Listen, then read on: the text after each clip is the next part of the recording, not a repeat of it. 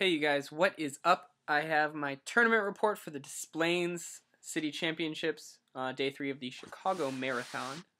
So I decided to play Rayquaza Electric because I really wanted to, and I just couldn't help myself. I was worried about Landorus, but I had noticed how big Blastoise was the first 2 days, so I figured, hey, maybe that'll keep, the Landorus at bay.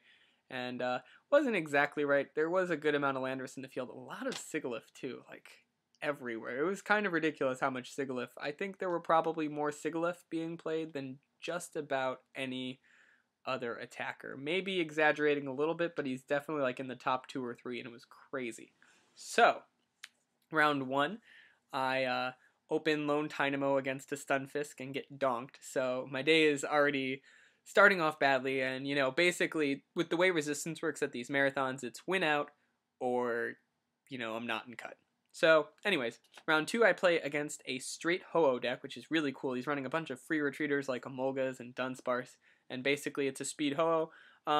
He doesn't get 3 energy in the discard though, so he can't Rainbow Burn turn 1, and I just get my eel set up, and basically it comes down to just I can one-shot his Ho-Ohs, and usually he was targeting my electrics, which is probably the right strategy. But the thing was that I just had my super rods, and I just kept 2 in play at all times at a bare minimum and had energy to attach from hand. So I ended up just knocking out 3 Ho-Ohs per game. It was really cool. I really liked the deck. It made me smile so much to see that, especially after a round 1 donk. So it was a very friendly, very nice game. I don't remember the name of my opponent, but he was a very, very friendly person. I think a Pokedad, but I'm not sure.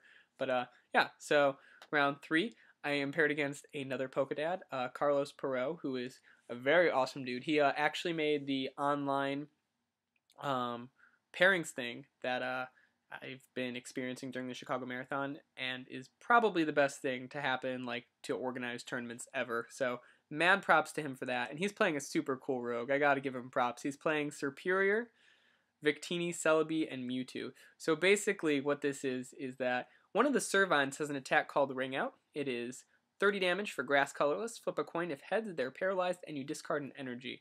So you can already see with Celebi EX, you can use it even when you're Serperior. When you have Victini, you can flip twice. There's also a Snivy promo that is coin flip for paralysis. So even if you only have 1 energy, you definitely have 75% chance of paralysis as well. So and also you get Serperior's healing. So if you get multiple Royal Heals, this deck is crazy. I cannot express how cool I thought this deck was, as well as the Ho-Oh deck. This might take the cake though. This is like the craziest deck. So basically, the way this works out is that I just have hands that force me to discard my fire, which I realize is horrible in this matchup. Same with my switches, actually, because he's discarding energy, and he gets to pick, and he's paralyzing. So these are really bad things. But basically, I do get some one-shots. I have a key whiff on a energy or switch. I can't remember which. Basically, when I'd catch it up as Celebi EX, and I have the energy, I basically have not. I just need 1 card off of Juniper that I happen to whiff. The odds weren't fantastic, but it definitely would have given way more momentum for me in that game. But so I whiffed that, and then we progress. I use my Keldeo, just fantastic card that really helped me break through that lock. Can't recommend anything more than taking a 1 of Keldeo in your Rayeels. You should just take out a switch, run 3 switch and a Keldeo, because it's so much better.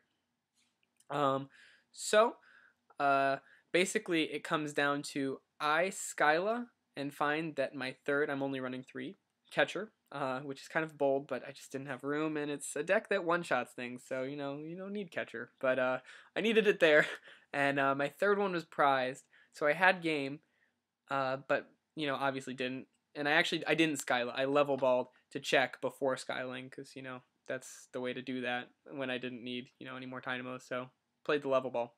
Good play. And so I find that's prize, so I'm like, crap.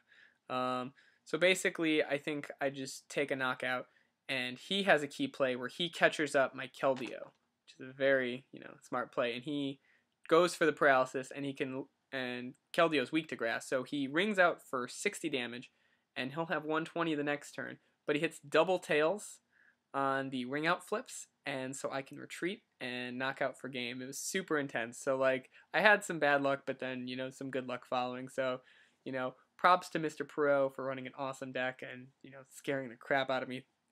That game that was super tense. Best game I played all day, hands down. Just awesome deck, awesome everything. I'm kind of going on about that. Round 4, I'm paired against a Sigilyph player. Basically, the way this one goes is that I get off the turn 3 shred going first, so that's pretty good for me. He promotes a Mewtwo to KO. I have Rayquaza EX to knock that out. And then I actually get out 4 electrics in this game, so I actually end up electric balling for my last few prizes. He ended up dead drawing, so I had the Super Rod, and I had Super Rodded back in my Secret Rare Rayquaza, or Dragon's Vault Rayquaza, whatever you want to call it. So I had that back, and I was ready to use that, but my bench was actually full of, I think it was like Keldeo, Rayquaza, and 4 electric, so I just decided to just start electric balling, because it was 50 damage, 30 after Eviolite. So I end up winning that one, and I'm 3-1. Round 4, I'm playing the Mirror, and I need to check my notes on this one. No, this is round 5, I'm sorry. And I go first, and I get 2 Tynamos, and I pulse his Rayquaza for 80 damage, and then he returns by pulsing my Tynamo for knockout. I get Neil and another Tynamo. I knock out his Secret Rare Rayquaza with my Secret Rare Rayquaza, and so he revenges that with the Rayquaza EX, and then I revenge that with my Rayquaza EX, and I think I get up a second Eel and another Tynamo at this point. So he ends up being forced to X-Ball. I catch her an Eel, Volt, another Eel, that strategy. He has the switch, and he gets a Mewtwo with, I think, 4 energy or so, and hits me for like 100.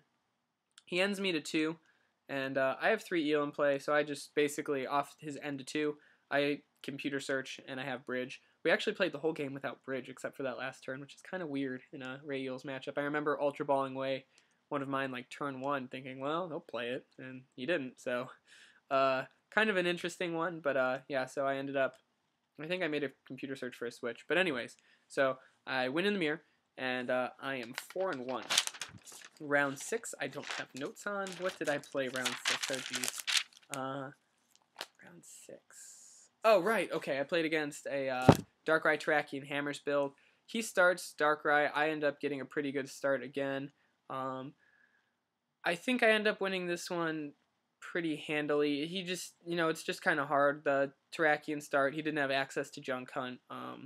And I just, kind of ran hot. I did have a pretty hot streak here, I'm not going to lie. But I also did run 4 Level Ball and 4 Ultra Ball. So getting out those Tynamos that fast isn't that surprising when you have 4 Tynamo, 4 Ultra, 4 Level. Like, that's just a lot of cards to get them.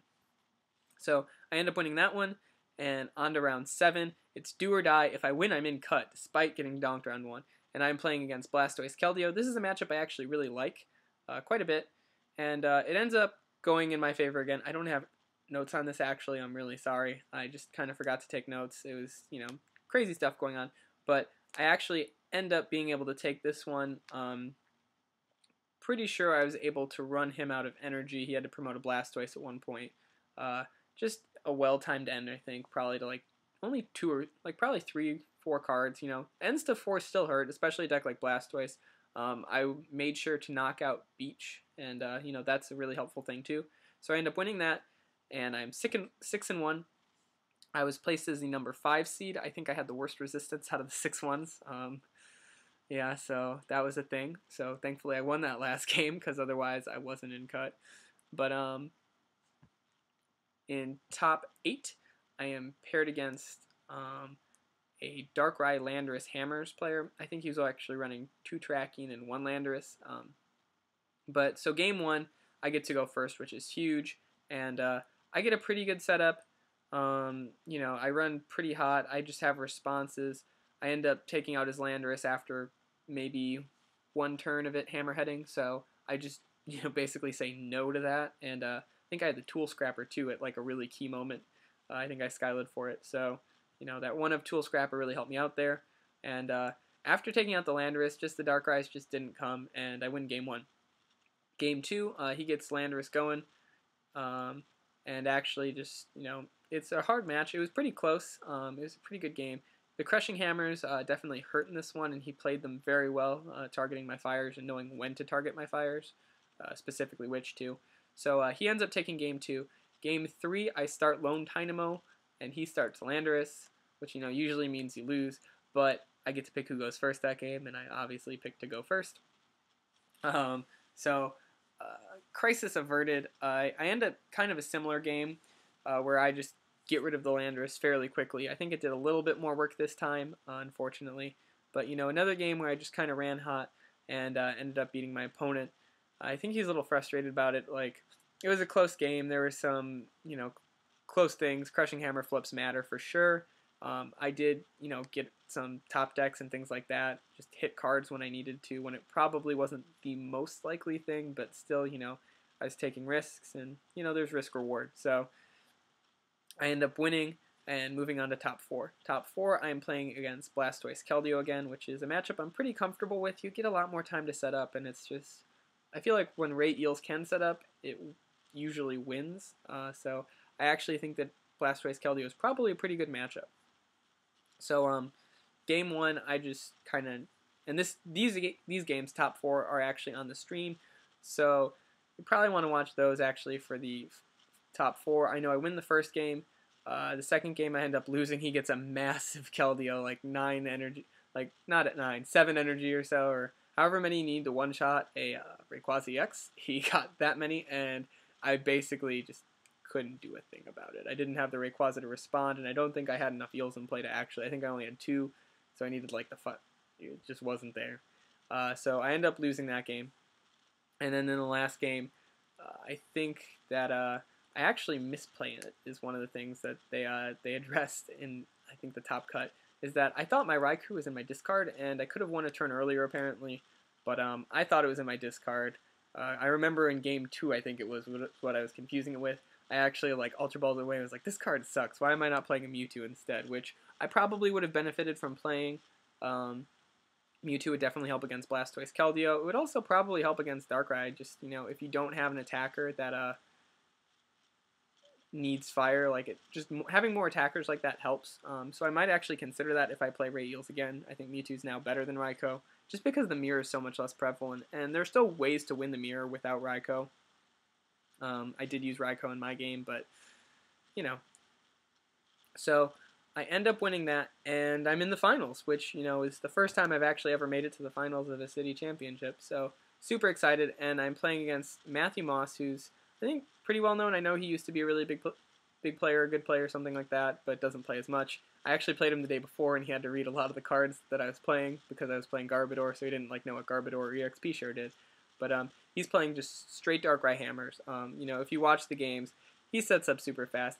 I make some really questionable plays. I scoop a game when I probably could have tried to paralysis stall, so I didn't scoop soon enough, and then I scooped too soon because I hadn't scooped. I might as well try to have played up. So I just, Darkrai is really fast. He has an incredibly fast build. He's running 4-4. It's Turbo Darkrai for sure. It's basically Turbo Darkrai with hammers, and, it's just faster, and I just don't think Rayeels can do very well against it. I don't think I played the best. I'm not going to defend the way I played. You can go check out when the Top Cut posts it. It really wasn't my best. But, I ran a little cold there, and I can't complain because there were plenty of games where I ran, hotter than I probably deserved to or whatever. But I end up getting second, which isn't too shabby for a marathon day. I'm very happy with how I did. I'm happy with the decisions I made for the most part, with the exception of maybe the top 2. But at that point, I'm pretty tired. I was pretty discouraged about the matchup from the start. I was really pulling for the girl, nothing against Matthew, but the girl who was playing Hydreigon against him in top 4, just because I felt a lot more comfortable playing against Hydreigon. And, I want to win. But I didn't. But I'm very happy. I got 40 extra points. That brings me up to 110. So I will post the list. I think I'll do a deck profile thing for it, just because, it's a good finish. And, yeah, you should check it out. So make sure you rate, like, comment, subscribe, do all that good stuff, and I will catch you guys later.